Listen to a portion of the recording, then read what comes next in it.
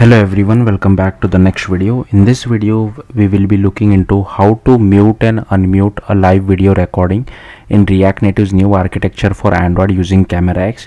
Now at the time of me recording this video, there is no third-party library which can achieve this particular functionality, so that's why we will be writing some native code for this. So let me show you guys the output first. So here you can see I have the camera app running.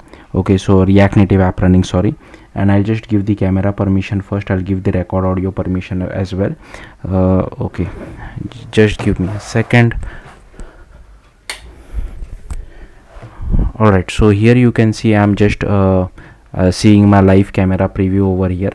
So what I can do is I'll just click on the start button. So it has started recording, and it is also recording whatever I'm trying to speak, right? So I can just click on this mute button. Now whatever I'm trying to speak, it will not record, and I can just click on the unmute button to start the recording as well, and I will just click on the stop.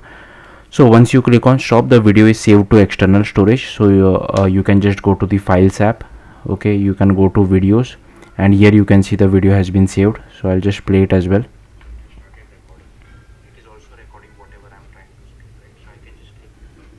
So I'm able to hear whatever I'm saying, but yeah, maybe you can try it on your own device.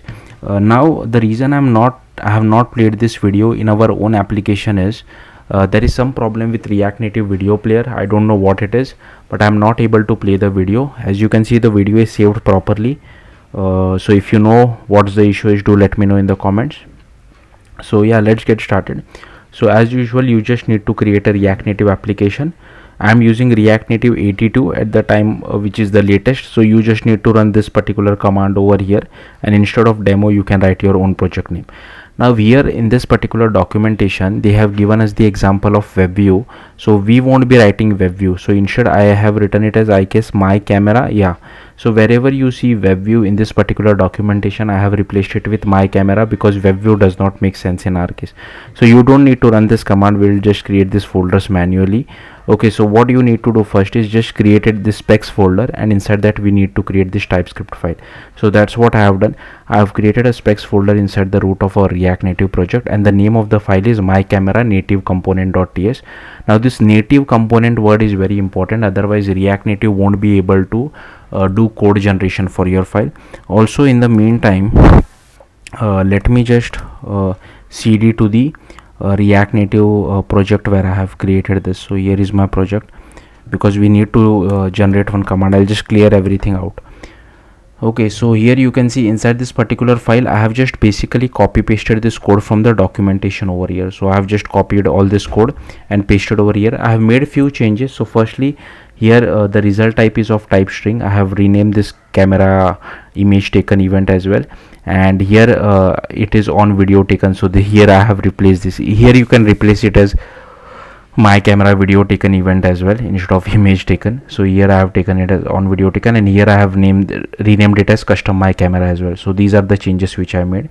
Then you need to go to package.json, and if you scroll down here, you can see you just need to copy paste this particular bit of code and paste it over here. So that's what I have done. And here instead of again web view, I have written my camera, and also over here you need to write rct my camera. All right, then let's just scroll down, and if you see, you need to run this command. So I'll just copy this, and I'll just run this command inside the root of my React Native project. So it will basically do code generation. So it was successful for me. In your case, it might take a bit of time because I have already ran this command previously. Next, we need to create this particular file. Now we can't really copy paste this particular code because this is the actual implementation. So let's go through the actual implementation in our case. So first you need to go to Android, go to app, go to build.gradle over here, and scroll down, and inside dependencies you need to add camera core, camera 2, camera lifecycle, camera view, and camera video. But make sure you are using at least version 1.5.1 because that is very important. If you are using some higher version, that's fine as well. Then go to src main android manifest.xml, and here you need to add uses feature of android hardware camera, record audio permission, camera permission, as well as write external storage permission. Okay, then you need to go to java.com, and here first you need to create this folder called my camera, or whatever your TypeScript file name is. So I have created, and first you need to create this file called react my camera.kt. Now let's go through the implementation. So firstly, these are all the imports. I'll simply scroll through this. You can just pause the video and copy all these imports. And also we don't require this, so sorry about that. I'll just remove this. So here we are extending from frame layout as well as lifecycle observer, and here we are getting hold of our current context. Then here is our camera preview, video capture, recording. Here is our capture button. Here is our mute unmute button. Here is our viewfinder preview. Here is our camera executor, and here is our process camera provider. Here we get hold of our back facing lens. Then here we get hold of our current activity. Then inside the init method, we just set the layout params to our viewfinder, and here we call this install hierarchy filter. I'll talk more about this later. Then we add the viewfinder to our frame layout. Then we set the text background color, text color, and alpha for our capture button. Set some layout params as well. Add it to our frame layout. Same thing we do it for mute unmute button as well. Then here we have added click listener for our capture button, click listener for our mute unmute button as well. Now this is the method to toggle mute unmute. So once we get hold of our recording, we just change this particular variable, and then we just do record.mute and whatever is the false or true value, and we change the text of our button as well. Then inside on attached to window, if we have the camera permission, then we do viewfinder.post call setup camera, and inside on detached from window, we just do shut down our camera executor as well as unbind our camera provider. Now coming back to this install hierarchy filter, so this is basically a hack which we need to do. If you don't do this, you will see a black screen instead of your live camera preview. If you want to learn more about this, you can just go to this particular URL. So this issue has been open since past 8 to 9 years. Unfortunately, they have still not fixed it. Then here we come to setup camera, where we get hold of our camera provider feature. We add a listener.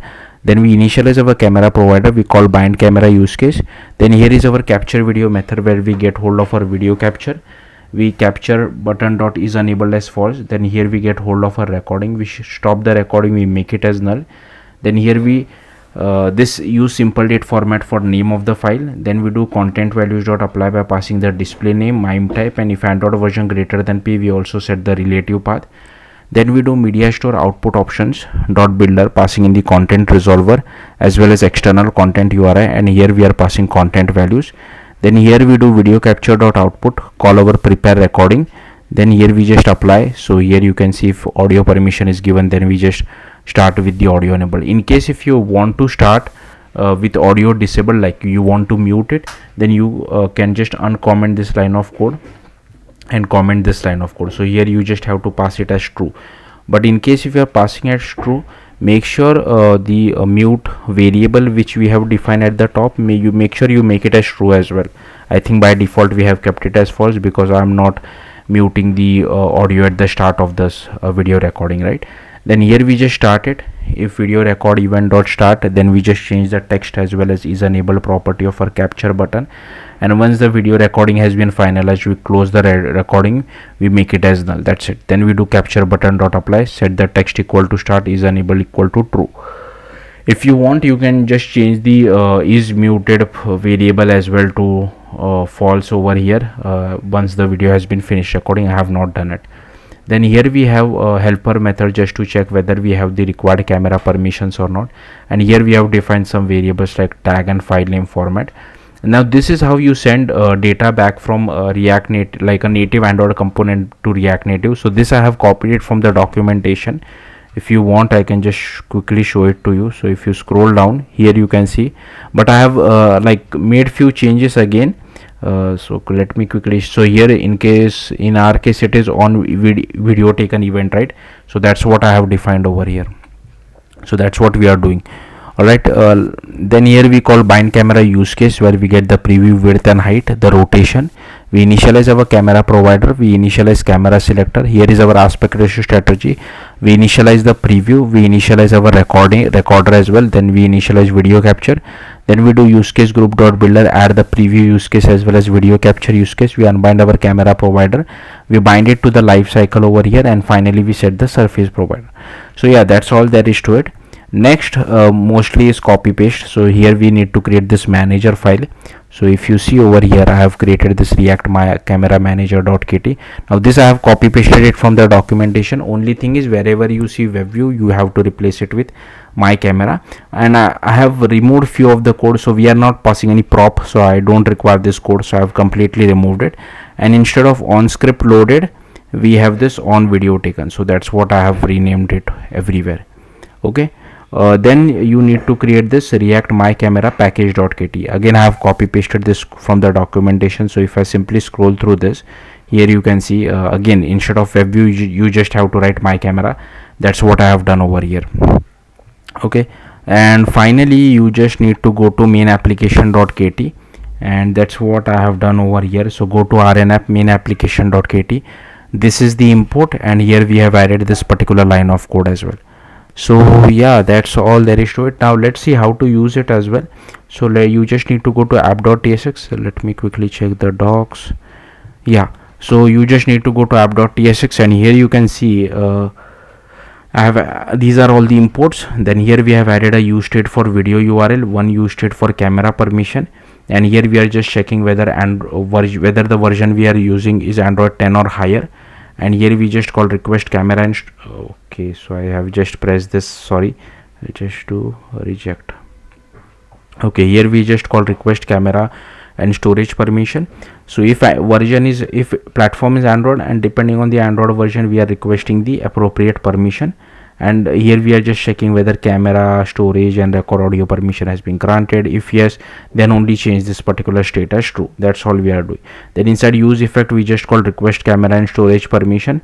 Then if camera permission is granted, then we just display this my camera element, else we display a text saying camera permission not granted. Yeah, that's all there is to it. And here we are getting the video URL as well. Like I said, I'm not able to play the video using React Native Video Player. I don't know why. I could have shown you the output with the help of Exoplayer as well, but I don't want to complicate this. In case if you don't know Exoplayer, it is the video player for Android for playing videos. So yeah, that's all there is to it. If you have any questions, do let me know in the comments. Thank you for watching. Bye.